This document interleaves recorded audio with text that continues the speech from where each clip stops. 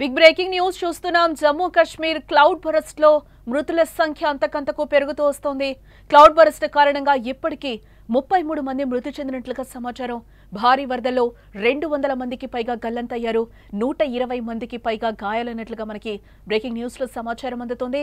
మచైల్ మాత గుడికి వెళ్తూ ఉండగా నది దాటుతున్న క్రమంలో ఈ ప్రమాదం సంభవించింది. మృతుల సంఖ్య మరింత పెరిగే ఛాన్స్ ఉంది అంటూ కూడా అధికారులు చెప్తున్నారు.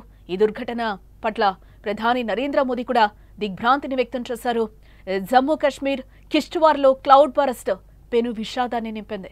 క్లౌడ్ బరస్ట్ కారణంగా వచ్చిన భారీ వరదల్లో ఇప్పటి వరకు కూడా 33 మంది చనిపోగా 200 మందికి పైగా కొట్టుకుపోయినట్లుగా తెలుస్తోంది. మచైల్ మాత ఆలయానికి వెళ్లే దారిలో ఈ దుర్ఘటన జరిగింది.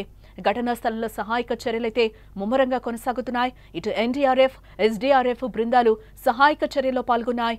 క్లౌడ్ బరస్ట్తో ఒక్కసారిగా మెరుపు వరదలు సంభవించాయి. మృతుల సంఖ్య పెరిగే అవకాశం ఉందంటూ కూడా అధికారులు చెప్తున్నారు. కిష్ట్వార్లో సంభవించిన మెరుపు వరదలతో అధికారులు అలర్ట్ అయ్యారు. ఇప్పటికే ఘటనా స్థలంలో వైద్య సౌకర్యాలనైతే ఏర్పాటు చేశారు. మచైల్ మాత ఆలయం సముద్ర మట్టానికి సుమారు 2800 మీటర్ల ఎత్తులో ఉంది. జూలై 25న ఈ యాత్ర మొదలైంది. జమ్మూ డివిజన్ నుంచి వేల సంఖ్యలో యాత్రికులు అక్కడికి వెళ్తూ ఉంటారు. సెప్టెంబర్ 5న ఈ యాత్ర ముగియనుంది. ఈ నేపథ్యంలో వచ్చిన మెరుపు వరదల ఘటనలో 220 మంది యాత్రికులు గల్లంతయ్యారు. 120 మంది గాయపడ్డారు. గల్లంతైన వారి ఆచూకీ కోసం అయితే సహాయక బృందాలు ఇప్పటికే ముమ్మరంగా గాలిస్తున్నారు. విషయం తెలిసిన వెంటనే కూడా అక్కడికి సహాయక బృందాలు సంఘటనా స్థలానికి ఇప్పటికే చేరుకున్నాయి. ప్రాణాలతో ఉన్న వారి కోసం వెతుకుతున్నారు. వరద నీటిలో చిక్కుకున్న వారిని సురక్షిత ప్రాంతాలకు తరలించడానికి పెద్ద ఎత్తున అక్కడ సహాయక చర్యలు కూడా ముమ్మరంగా కొనసాగుతున్నట్లుగా మనకి తెలుస్తోంది. ఇక సహాయక చర్యలను కేంద్ర హోంశాఖ మంత్రి అమిత్ షా కూడా అక్కడ పర్యవేక్షిస్తున్నట్లుగా మనకి సమాచారం అందుతోంది. ప్రస్తుతం యాత్రను నిలిపివేసినట్లుగా కూడా అధికారులు చెప్తున్నారు. కిష్ట్వార్ ప్రాంతాల్లో పరిస్థితి గురించి కేంద్ర హోంమంత్రి అమిత్ షాకు వివరించారని జమ్మూ కాశ్మీర్ ముఖ్యమంత్రి ఒమర్ అబ్దుల్లా కూడా అంటున్నారు.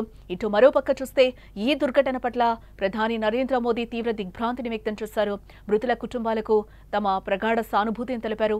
సహాయక చర్యలను వేగవంతం చేయాలి అంటూ కూడా అక్కడ అధికారులకైతే ఆదేశాలు జారీ చేయడం జరిగింది. గత వారం రోజుల క్రితం కూడా మనం చూసాం.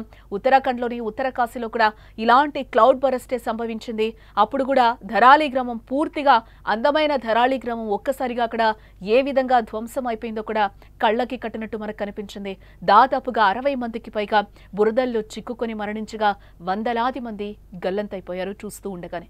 అయితే ఈ ఘటన ఇంకా కళ్ల ముందు తేలియాడుతూనే ఉండగా జమ్మూ కాశ్మీర్లో మరో ప్రమాదం ఒక్కసారిగా అందరినీ ఉలిక్కి పడేలా చేసిందని కూడా మనం ఈ ఘటనతో మరోసారి మనకి రుజువవుతోంది. భారీ సంఖ్యలో యాత్రికులు అక్కడ ఉండడంతో సహాయక బృందాలు హుటాహుటిన ఆ ప్రదేశానికి తరలి వెళ్ళినట్లుగా కూడా తెలుస్తోంది. కిష్ట్వార్ మచైల్ మాత మందిరానికి వెళ్లే యాత్ర బేస్ పాయింట్ ఇక్కడే అని చెప్తూ ఉంటారు.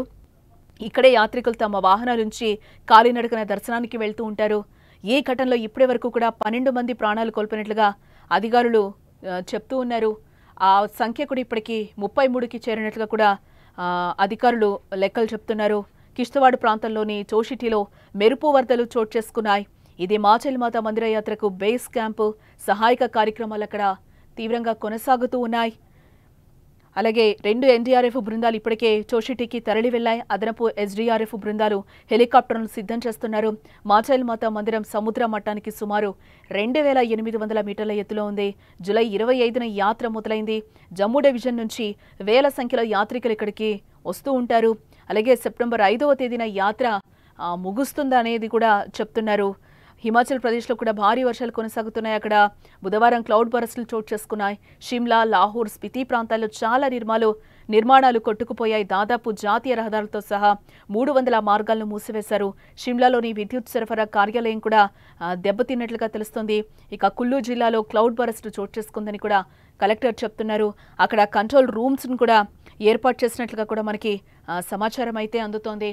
అక్కడ సహాయక చర్యలైతే వేగవంతం చేశారు. మనం డ్రోన్స్ విజువల్స్ కూడా చూస్తున్నాం. అక్కడ ఏ విధంగా ఉంది అక్కడ పరిస్థితి అనేది కూడా మనకి క్లియర్గా కనిపిస్తున్నాయి. అనుకోని క్లౌడ్ బరస్ట్ కారణంగా అక్కడ ఇప్పటి వరకు కూడా 33 మంది అయితే చనిపోయినట్లుగా తెలుస్తుంది. మృతుల సంఖ్య మరింత పెరిగే అవకాశం లేకపోలేదు. ఇప్పటికే 33 మంది మరణించారు. భారీ వరదల్లో 200 మందికి పైగా గల్లంతైనట్లు కూడా అధికారులు చెప్తున్నారు.